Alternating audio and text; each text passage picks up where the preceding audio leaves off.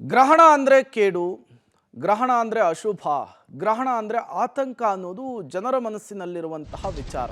ಅದರಲ್ಲೂ ಕೂಡ ರಣರಣ ರಕ್ತಚಂದ್ರ ಗ್ರಹಣ ಅಂದರೆ ಜನರಿಗೆ ಸ್ವಲ್ಪ ಟೆನ್ಷನ್ ಜಾಸ್ತಿ ಇದ್ದೇ ಇರುತ್ತೆ. ಭಾರತದಲ್ಲಿಯೂ ಕೂಡ ಈ ರಕ್ತಚಂದ್ರ ಗ್ರಹಣ ಗೋಚರವಾಗ್ತಾ ಇದೆ.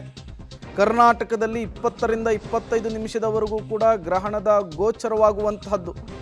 ಮಧ್ಯಾಹ್ನ 3:20ರಿಂದ ಸಂಜೆ 6:47ರವರೆಗೂ ಕೂಡ ಗ್ರಹಣ ಇದೆ. ಕರ್ನಾಟಕದಲ್ಲಿ ಗ್ರಹಣದ ಸಮಯ ಹೇಗಿದೆ ಗೊತ್ತಾ? 6:22ಕ್ಕೆ ಗ್ರಹಣದ ಸ್ಪರ್ಶ ಕಾಲ ಇದ್ದರೆ 6:47ಕ್ಕೆ ಮೋಕ್ಷ ಕಾಲ ಇದೆ. ಹತ್ತತ್ರ 20-25 ನಿಮಿಷಗಳ ಕಾಲ ಕರ್ನಾಟಕದಲ್ಲಿ ಗ್ರಹಣ ಗೋಚರವಾಗುತ್ತೆ.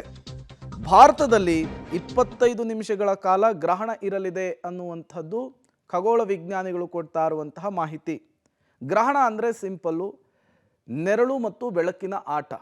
ಬಟ್ ಈ ಗ್ರಹಣ ಇದೆಯಲ್ಲ, ಇದು ತಲೆಮಾರುಗಳಿಂದಲೂ ಕೂಡ ಜನರಲ್ಲಿ ಆತಂಕಕ್ಕೆ, ಟೆನ್ಷನ್ಗೆ ಕಾರಣವಾಗ್ತಾ ಇದೆ. ಹಾಗಾದರೆ ಮಾರ್ಚ್ 3 ಕೇತುಗ್ರಸ್ತ ಚಂದ್ರಗ್ರಹಣ ಸಂಭವಿಸ್ತಾ ಇದೆ.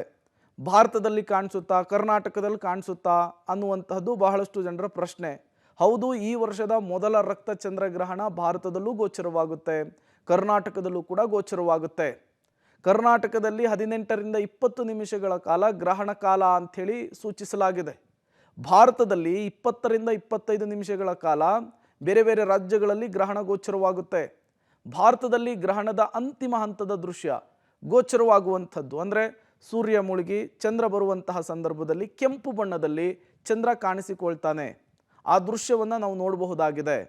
ಹಾಗಾಗಿ ಈ ಬಾರಿ ಗ್ರಹಣದ ಎಫೆಕ್ಟ್ ಭಾರತದ ಮೇಲೆ, ಕರ್ನಾಟಕದ ಮೇಲೂ ಕೂಡ ಇರುತ್ತೆ ಅಂಥೇಳಿ. ಕಡು ಕೆಂಪು ಬಣ್ಣದಲ್ಲಿ ಚಂದಿರ ಗೋಚರಿಸ್ತಾನೆ. ಚಂದಿರ ಅಂದರೆ ಬಿಳಿ ಬಣ್ಣದಲ್ಲಿ ಇರ್ತಾನೆ, ಶ್ವೇತ ಬಣ್ಣದಲ್ಲಿ ಕಾಣಿಸ್ತಾನೆ. ಬಟ್ ಈಗ ಅದೇ ಚಂದ್ರ ಕೆಂಪಾಗಿ ರಕ್ತದ ಆಕಾರಕ್ಕೆ ಹೋಗ್ತಾ ಇರೋದ್ರಿಂದ ಸಹಜವಾಗಿ ಆತಂಕ, ಭಯ ಇದ್ದೇ ಇರುತ್ತೆ.